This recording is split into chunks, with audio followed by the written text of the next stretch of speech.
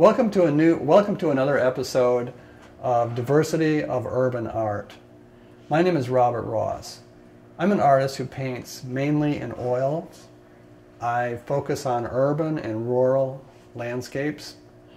I've been painting for about 5 years, and we're in McCrae Art Studios in Winter Park, where I have a studio. There's about 22 artists here. I'd like to talk a little bit about this painting, which is one of my urban-focused landscapes.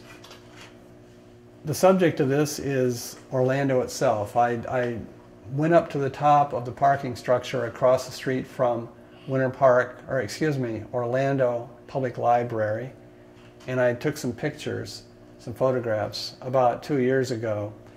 So what we're looking at here is the top section of Orlando Public Library.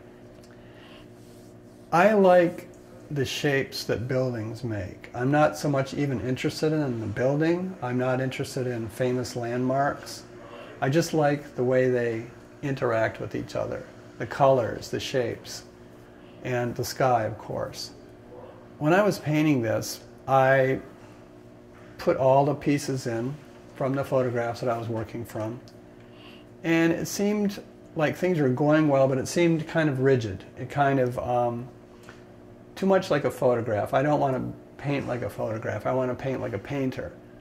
So I started playing with the edges. This edge here, for instance, I just blurred on purpose with a palette knife. And sometimes when you blur edges and then you sharpen other edges, you create interesting focal points. And that's what I was trying to do here.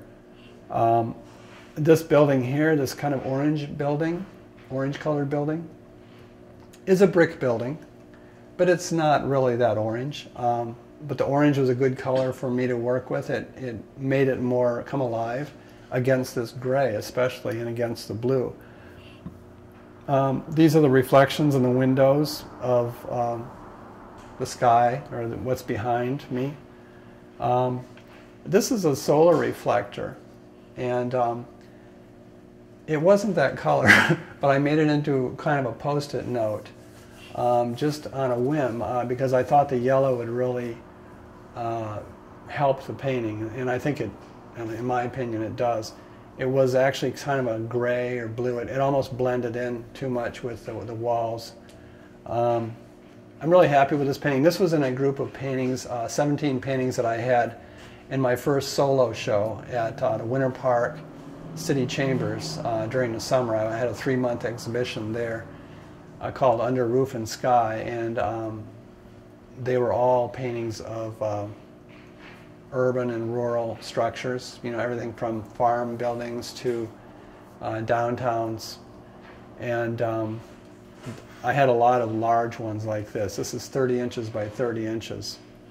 One thing I tried to do in here, kind of more deliberately than I sometimes do, is I tried to pull in colors from all the different other elements and mix a little bit of that color in all the other areas. And so you have down here kind of almost a purple that's pulled up from here. You've got some of these pinks down here as well. Some of this blue is from the sky and from here. And what that does is it helps to take different hard edge shapes that might seem separate from each other, and it pulls them together a little bit more. It creates a little bit more harmony. And I like doing that. I'm doing a lot more of that in some of my more recent paintings as well. What attracts me about these shapes is probably what attracts me about anything I decide to paint. I first look at it almost as an abstract painting. I don't really look at, well, like for instance, there might be more windows here than I put in.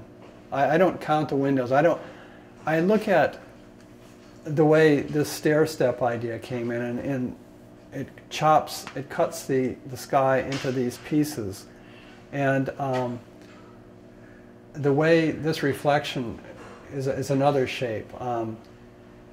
this building I made a lot more subdued. It almost blends in with the sky. It could be much harder edge, but I decided that this stair-stepping idea was really what interested me most. I mean, this is part of it. If this went off to the edge, then it would be less interesting, but the fact that a little bit of the sky starts to come around again, I think is a little bit more interesting. The top of this concrete structure here probably wasn't quite so white, but if it had been more gray,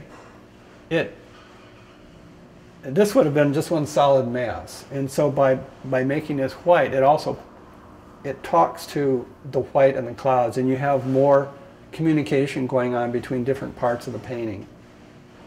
So yeah, I think before I start any painting, whether it's a painting of trees or of a building, I have to see abstract shapes and designs first, and it has to be interesting, or I'm not going to paint it.